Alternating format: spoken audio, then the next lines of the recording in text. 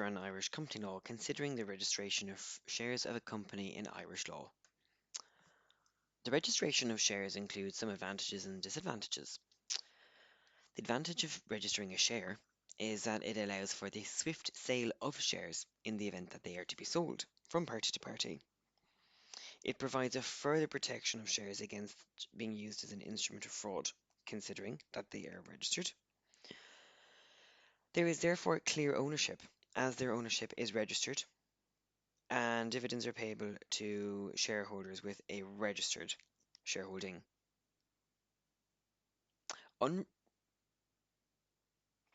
Unregistered shareholders may lack the readily available paper trail to leverage these advantages.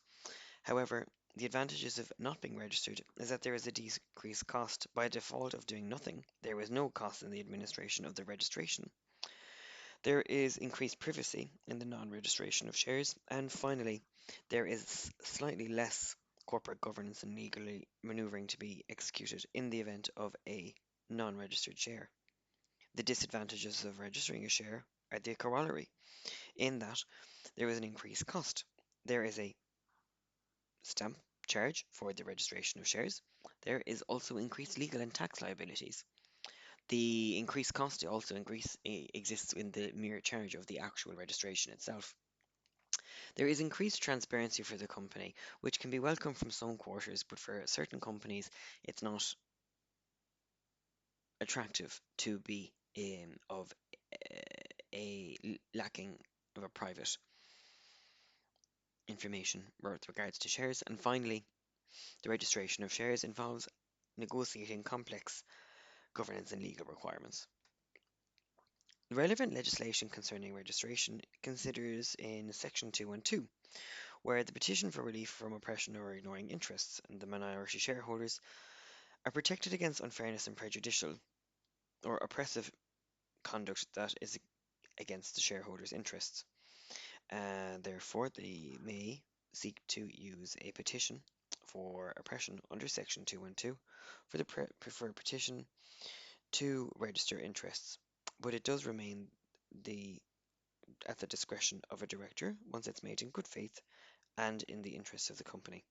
Other orders that are available for shareholders seeking to activate Section 212 of the Companies Act are inclusive of buyouts and dissolution.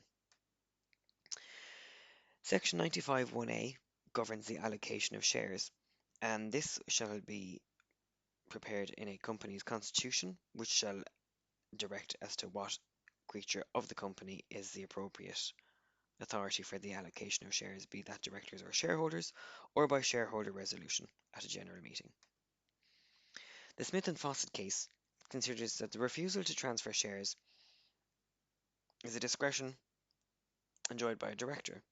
Once made in good faith and is in the company's interest, it's unimpeachable.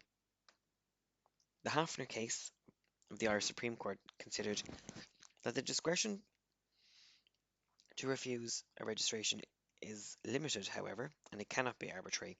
And so, therefore, once the decision is made in good faith and in the company's interests, it cannot be disputed.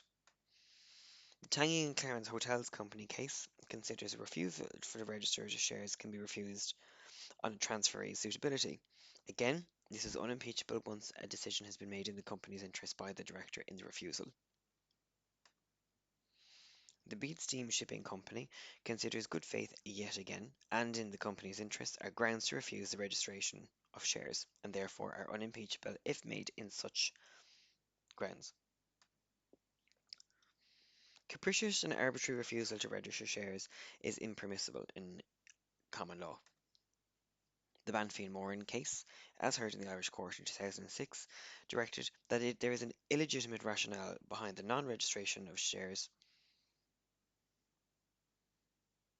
Therefore, this will attract an invalid basis of refusal, and the court may direct that there would be a review of the decision of the directors,